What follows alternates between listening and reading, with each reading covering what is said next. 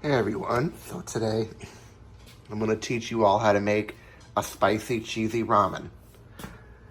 So for this recipe is simple, but you can use any ramen of your choice, but if you want to follow my recipe specifically, use the Maruchan ramen beef flavor. First, bring for 2 packets which I use, bring 4 cups of water to a boil. And then add your flavoring packet to the water when it starts boiling so that beef flavor gets absorbed into the noodles. I'll show you the hot sauce later on. And the cheese. Once all the noodles are done, I'll show you the cheese I use and the hot sauce brand I use. I'll be right back when it starts to boil. Now that the water's boiling, up first I'm going to add the flavor packets. I added them both to this bowl right here. Now I'm going to add the noodles. Put them in the water. Then boil them for 3 minutes until al dente. I'll be back once they're done boiling. Then I'll show you the rest of the ingredients after that. Okay, now that the noodles are cooked, I'm going to drain some of the liquid, but not all of it. You want to drain about 3/4 of it because it'll be, if you leave too much of it, it'll be too watery and runny.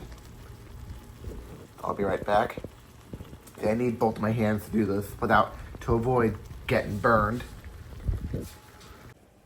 Now here's the hot sauce I use, and this is what it should look like.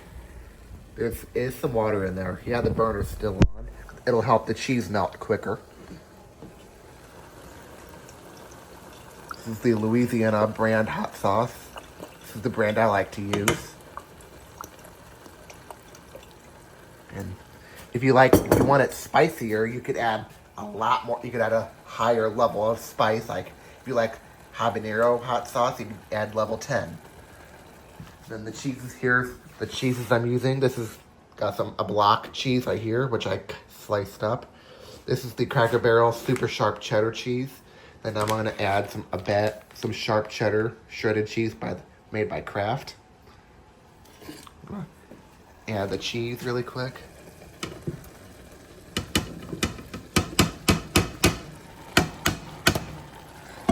I use my camera and knock that one piece into the pot. I'm gonna go ahead and mix it. Add some shredded cheese. You can add as much cheese as you want, but you can use any cheese of your choice. You don't have to specifically use the cheeses I use. Like you could use if you like mozzarella. Make sure you don't get any on the stove because it'll stick to the stove and it will not come off.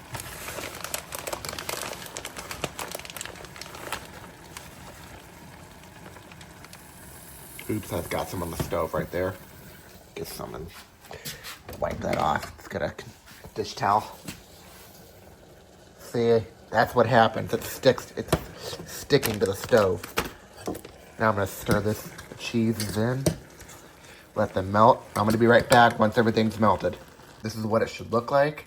Right here, and the cheese will solidify once it's off the burner. Put that right there. I'm gonna get a bowl out. I use a Tupperware container. And there we go. Try to get as much of the cheese out as you can once you do this. But then after that, let it sit for a few minutes so the cheese can solidify, and after that, enjoy. So this is a very simple recipe. Like if you want any meat in here, you could add some bacon, or even cook some beef steak and slice it up and put it on top of here. If you want egg, you could mix some eggs in while it's cooking.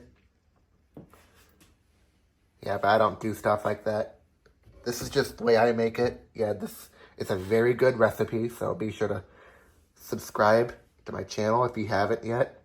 Comment down below if you decide to make this recipe, and let me know in the comments on how it tastes.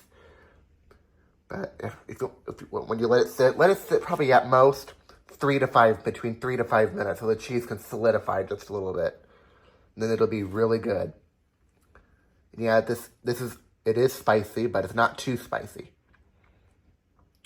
So, have a great day, everyone.